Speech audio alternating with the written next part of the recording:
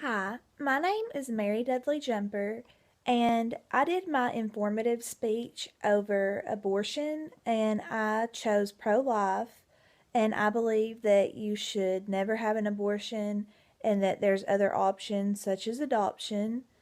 And I'm going to do my persuasive speech over the same thing. I'm going to try to persuade you not to have an abortion and to go pro life. And the way I'm going to do that is that I have chosen that the best way to persuade a woman not to have an abortion is to have someone who has experienced that talk to women. And I believe that if a woman is about to have an abortion and they talk to someone that had already been through that and had dealt with it and had, dealt with actually having an abortion and then dealt with what it's like after you have an abortion and years after you have an abortion, that maybe they could change their mind if they told them all the negative things that they had been through after they had an abortion. I believe that if a woman heard all those things, that she would at least think twice, and maybe even if she ended up having an abortion, that she would not have it right then. She would go home, she would think hard about it, and just maybe it would change her mind. And I believe that some ways of doing this would be either like standing outside an abortion clinic or going to schools and talking to young girls.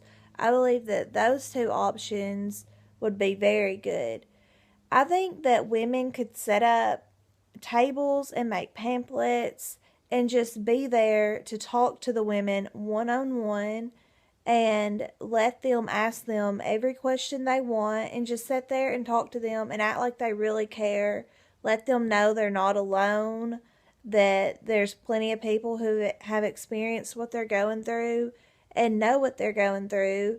And even if they feel alone, that they do not have to go through this alone. I believe a good place, the first good place to set up would be outside the abortion clinic.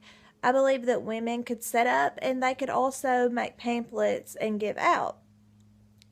Um, I believe that a woman going in to have an abortion is already very nervous. They don't know if they're making the right decision. They think, they're probably not, but they're so scared that they think that's their only option. And so at that point in a woman's mind, if there was just someone to stop her, then maybe she could be easily stopped. I believe this would be the best breaking point for a woman. I believe this would be the absolute best spot for women to set up who have been through this to talk to the women, because I just believe that they're very emotional at this time. And some of the women may, want someone to stop them. If someone was just there to say, stop, don't do this, they may change their mind. I believe that if a woman was going into an abortion clinic and she was already shook up and it's not really what she wanted to do, but she felt like it was the only option, that if someone was standing outside that door and they just walked up to her and said, hi, I'm so and so. Years ago, I was in your shoes. I experienced an abortion and I was very scared and I didn't know what else to do. And I went in the abortion clinic and they lied to me and they told me that, it's 8 minutes, you get the abortion over and you go on with your life. Well, that's not how it is. You go in and you sit on this cold table and you just feel so alone. It is the most alone feeling you will ever feel. And after the abortion, you feel even more alone.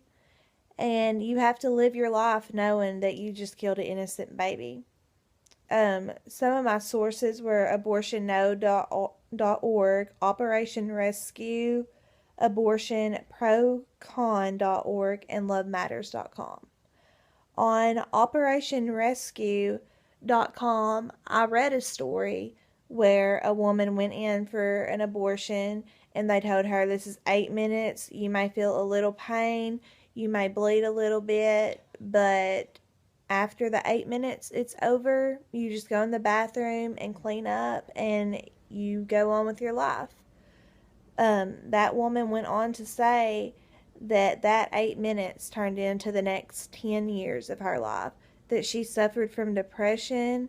She thought about suicide. She thought about her baby all the time. She wondered what had happened to, where her baby was, what would have happened had she not had the abortion. Just thoughts and thoughts and thoughts overflowed her brain, and she lived in depression, just straight depression, for 10 years after her abortion.